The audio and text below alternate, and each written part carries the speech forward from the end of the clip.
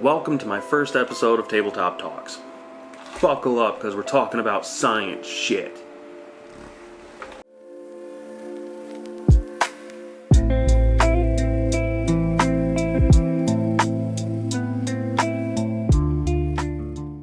So, I tend to think in systems. And what that means is my mind is very visual and spatial. I can have an inner monologue, but dominantly it's just like pictures and videos in my head. How I understand what I'm looking at is it kind of just comes up as a meaning or understanding. And so I like to think about things like evolution, psychology, philosophy, physics. So this series is going to be a space where I kind of just let my thoughts out and we explore some cool, fascinating ideas. So first, what I want to get into is evolution. Evolution is one of my favorite things to think about. And not like any specific branch either, it's just evolution in general. Fascinates the hell out of me. So I guess I'm just going to pick something about evolution and talk about it. Have you ever wondered why, as humans, we eat and breathe through the same hole? That seems kind of inefficient, doesn't it? Our respiratory system and our digestive system, branching off of the same tube, runs a lot of risks. So why would evolution choose such a risky path? Well, let's talk about that. About 400 million years ago, a fish called tiktaalik, I think that's how it's pronounced, it always confused me, but this 400 million year old fish was the first fish to flex on land. Well, in the mud, really, I guess. So this lobe-finned fish, meaning it just had thick bones in its fins, which ended up turning into our mammalian skeletal structure today. Now, this tiktaalik was already equipped with kind of primitive lungs, I guess you could call them. So, because before tiktaalik, there had been multiple times throughout history where, you see, many people believe that Earth has had two configurations. This one and the supercontinent before this, Pangaea. But actually there were several different configurations of land masses on Earth. Over Earth's life cycles, these continents have grown apart and come back together multiple times. And as these continents move back and forth, sometimes they create, more marshy areas where vegetation takes up most of the oxygen saturation in the water around them. So that leaves the animals in the water to be starving for oxygen. So what happened was they adapted by swimming up to the surface and basically gulping in little bits of air to survive, and that's how they would do it. They would actually swallow bits of air, and the air that they swallow would slowly absorb into their body. So over time, this air bladder, I guess you could call it, turned into lungs. We don't really realize it, but that one simple survival adaptation changed the course of evolution for all land animals. Since the evolution of lungs, we have since developed vocal cords. So we now have the ability to communicate through sound. And actually, organs that we would use in the water to detect movement around us ended up turning into our ears.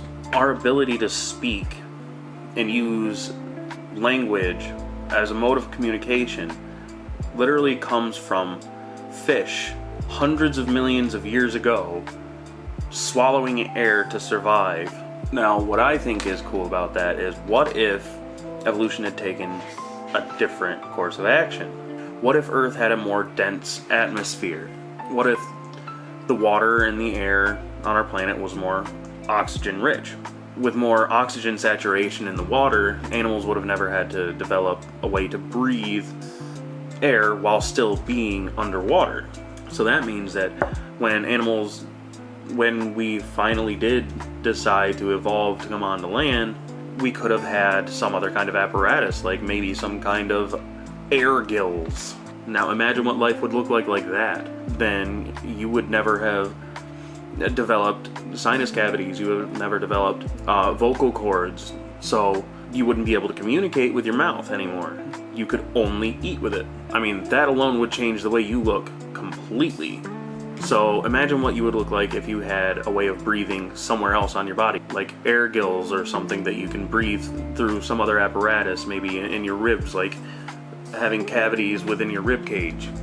I mean, there are species of animals out there already that don't have to breathe through lungs. That wouldn't just change the way we talk to each other, that would change everything. That would change how we expressed our emotions to one another. That would change how our politics would work. That it changes how we would have to evolve some other way of communication. So that means maybe gestural communication becomes more dominant. So using your hands or body to express yourself instead of making sound with your voice or making sound with your mouth. Or maybe our olfactory senses would have to be more attuned, so we could maybe pick up on stuff like hormonal shifts, maybe pheromones, kind of like insects. Or maybe we could show our emotions based on chromatophores changing with hormonal shifts, like chameleons. Evolution is crazy.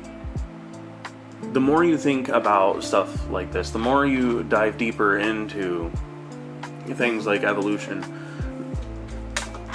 the more you see that the blueprint for us is fickle as hell.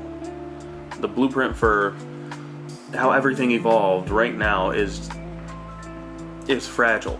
I can't remember who said it, but someone said, I think it was some paleontologist or something, he said that if you were to rewind the clock, evolution would drive down a different path and humans would never re-evolve. And I find that to be absolutely 100% true, because there's so many variables, so many tiny variables that changed. The way evolution works is it doesn't create anything new, it just takes what it already has and repurposes it. And once something evolves, it can't unevolve. It can be altered, it can be changed, it can be repurposed, but nothing ever actually fully goes away. Basically, everything that we are today is a compilation of every mutation, every adaptation, and every evolutionary choice made from Earth's first breaths billions of years ago to now. Since our first evolutionary choice, we've been building on the same building blocks over and over and over again. This is what I love about science. The more you zoom in, the more beautiful and intricate it gets. So just think about that for a second. Hundreds of millions of years ago, our fish ancestors' choice to adapt to a changing world by swallowing air set in motion the domino effect that led to voice, that led to communication, that led to culture, that led to politics, that led to everything that we're doing today. So our entire culture, our entire world was shaped by a simple choice from some vertebrates trying to survive in a changing world. And that's why I love thinking about science. The deeper you dive into it, the more mysterious the universe is, and the more you see that everything could be wildly different if things had just been slightly off. So thank you for joining me for my first episode of Tabletop Talks, and remember to be kind to yourself.